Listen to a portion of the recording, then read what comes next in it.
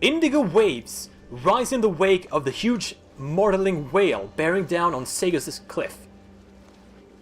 Its flank blocks out the sun. Its shadow sweeps over your meager dhow and a whole swath of the sea. From high up on the beast's back, a lookout leans down. "Plague!" he cries, in a voice that seems too faint, even considering the distance. Plague. His warning is unnecessary. The yellow jack flag, flipping from the mast, can be seen all the way from the city. As the lookout stares directly at your dhow, he cocks his head quizzingly and rubs his eyes, plainly confused to see no one in the boat. The light bender on your belt does its work well, while its charge lasts. After a moment, the man wanders off. Snug around your neck, a steel collar trembles, and a voice whispers in your head. "Hurry! Our seaward batteries can turn the whale to mist if they must, but better to save our fire for a darker day." After a moment, the collar buzzes again, and the voice adds, "Eliminating contagion is doctor's work, and no doctor would use a saw when a scalpel would do. Go now, cut what you must, and make sure that his sickness does not reach our city." Finally, the voice says, "And don't worry, your body can't fall prey to the disease." Your collar goes still. The whale's leathery side looms above you like a living cliff. Somewhere up there are men and women carrying death towards your home. I don't know what these numbers mean. Also, why is there a third one? Gather your gear first. The tools of your trade are housed in a locker beneath the fort. Hooked climbing claws, your wind-sliced blade, and a concussive crystal pulsing with explosive power. You quickly secure them, claws on your hand, sword at your side, crystal on your belt. Beside them is a locker. In the locker is a small waterproof ledger, which is better left there. There is also a harpoon of azure steel, sunk deep in the whale flesh and tied to the dhow by a sturdy cable. It would be hard to pull free, and in any case it will keep your boat tied to the beast. Search the dhow. Oh, so this is is this how much I have remaining?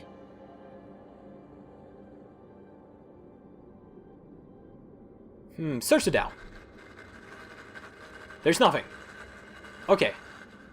Use the climbing claws to scale the whale's side. You sink the climbing claws into the whale's tough hide, and leaving a bloody trail behind you, quickly climb your way up. As you ascend, the steady lapping of waves fade, and the wind grows. But there come no sound of the living or dying village built upon the mortaling back. Finally, you crest the whale's flank and pull yourself over the top. Silence, like a miasma, hangs over the empty driftwood shacks. Bits of bone, sheets of synth, crude, abandoned tools. These are the only signs that people once thrived in this unusual home. The lookout has left no tracks, and in the moment you spend scanning the narrow, trash-strewn street, no one else emerges. Beyond this bleak emptiness, two things rise. Nearby, a kind of pavilion, or howdah, built atop the whale's head, and in the distance a huge stone stern castle at the whale's rear. A beam of light streams from the stern castle to the howdah, encasing the latter in an iridescent bubble, some sort of shield. By the look of it, there's nothing else of note. Search for survivors. I found a woman guarding a few canned goods against a crowd of lean-faced men and women. So they are starving.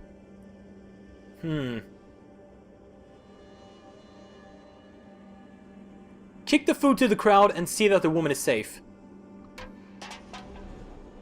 You kick the cans with a cloaked foot, and the crowd falls upon them with wordless greed.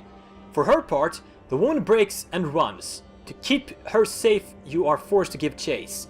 Before you catch her, she slips around the corner and fades into a larger mob gathered at the very gates of the stern castle. Most of these mute men and women are hammering against the gates with crude tools or just their fists. As you stare, new rivals file in behind you, blindly cutting off retreat. Fortunately, you are as of yet unseen.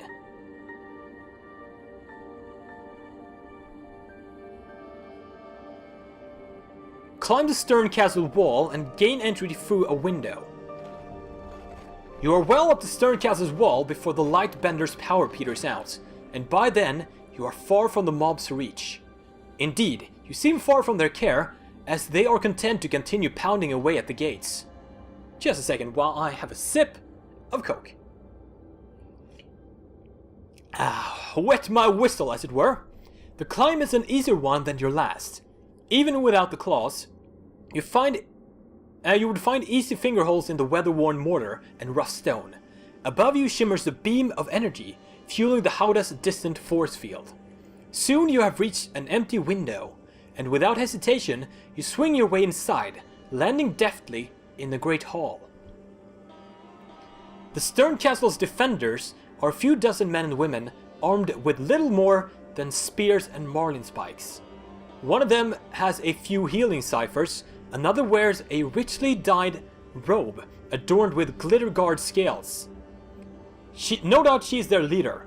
The hall holds little else of interest save a large Numenera that streams energy through a window, feeding the force field at the whale's head. The defender's leader addresses you, her voice oddly accented. "Welcome to Folkhaven, emissary. I speak for the folk. We must dock in your city. We had desperate need of healing, as you saw when you faced the unspeakables. We beg your aid in these dark days." So basically the Numenera is... it's kind of hard to explain, but basically this world of Numenera is a world where there was hyper-advanced civilizations long before this game that have fallen, or they disappeared for various reasons, and their technology and their sort of magic, I mean, there's the old saying, any sufficiently advanced technology is looked upon as magic. Those are being scavenged and used by people, and Numeneras are part of those. I want to help your people, but you must turn away from Sigurd's cliff, or the cannons will destroy the whale. The speaker is for a moment speechless. The defender's eyes are all turned upon her, and a look of horror and nausea blanches her face. Then, with visible effort, she composes herself. "You have spoken, and I have heard. But I again implore you and your far-famed city to aid us in our hour of need. The lives of the folk, the fate of the haven, turns upon your word."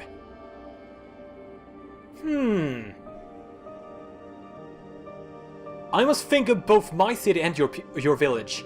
I will do what I can to help you, short of endangering my own people." The speaker pushes herself to her feet and brushes off her knees. "I do not fault those who speak for your city. We have done the same here to safeguard the uninfected within these walls. But we cannot change course from here. The whale singer guides the whale from upon its head, and he must be shielded against plague. Were he to lose his voice, there would be no song to steer us.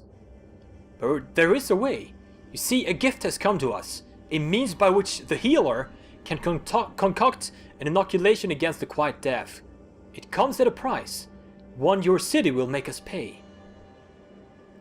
The gift, the only one to fail sick and silent, yet fend off madness. From the fluid in his spine, the healer will decant a guard against the deaf.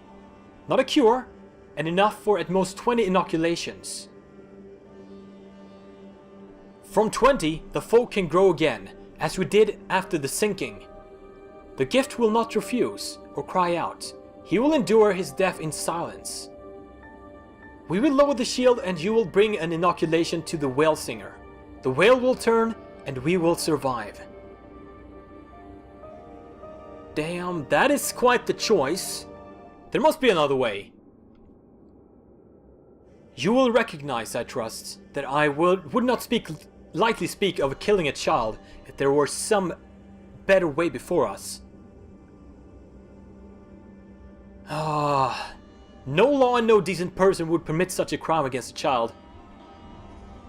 The law is what I speak. The folks will given voice. I say what must be said, though none may wish to hear it. The gift is one, and the folk are many, and that is the way of it. I carried this boy in my body and nursed him at my breast. You do not give his life more weight than I do. But you give the folk much less. Your cannons have left us no other way. I'm actually gonna do it. The survival of your people is more important than the boy's life. Sacrifice the boy. She spoke the truth. When the boy is broken upon the chirurgeon's bench, when ciphers bore into his back, he makes not a noise.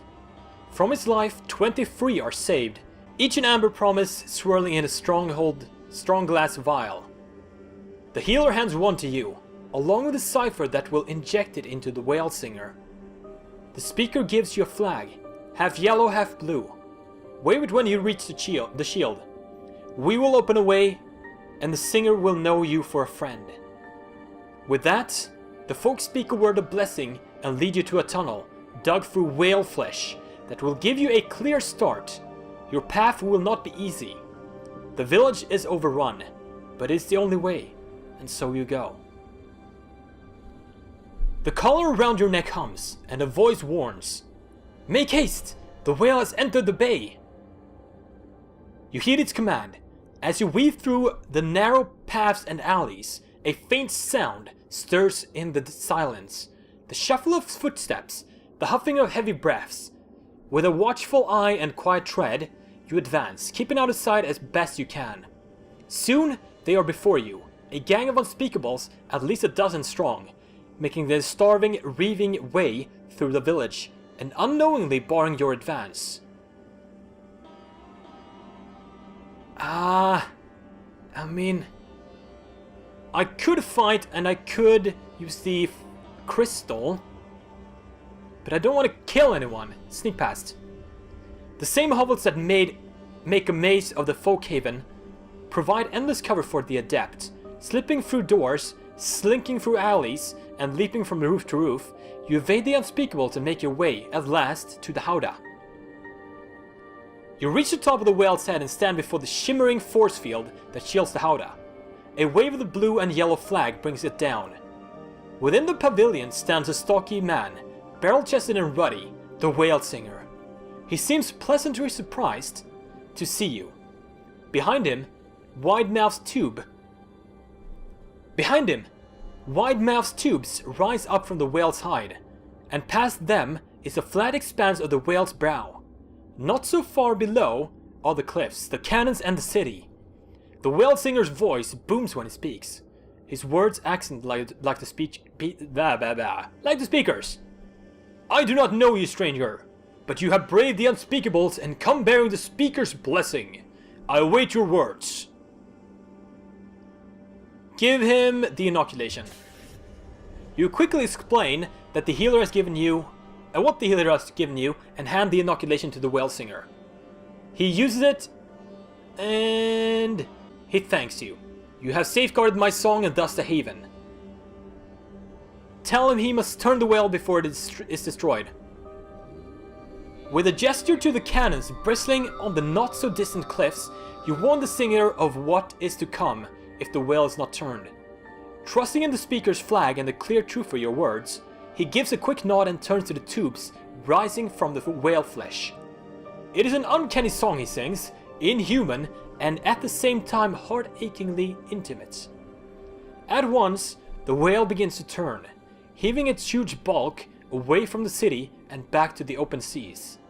And when the song ends, and the whale singer takes a long swig from a flask changed to his belt, it is done. Seconds later, the collar around your neck flickers and a voice whispers to you alone. Do not let it turn back. I will trust them. Return to your dhow. You race down the whale's head and leap into your dhow. With a swift slash, you cut the harpoon loose. Moments later, the whale is already dwindling into the distance. Whatever fate awaits the folk and unspeakables, it will be resolved at sea, far from the city you were sent to protect. As you slip from its shadows, the indigo waves turn ashore. Your collar trembles and the voice returns. You should have cut deeper. Then silence. The wind bears you towards your home. You do not bother to watch the vanishing whale with the dying village on its back, for ahead of you grows the great city of Sega's cliffs, its buildings, then its people, coming slowly into view. they are safe for now.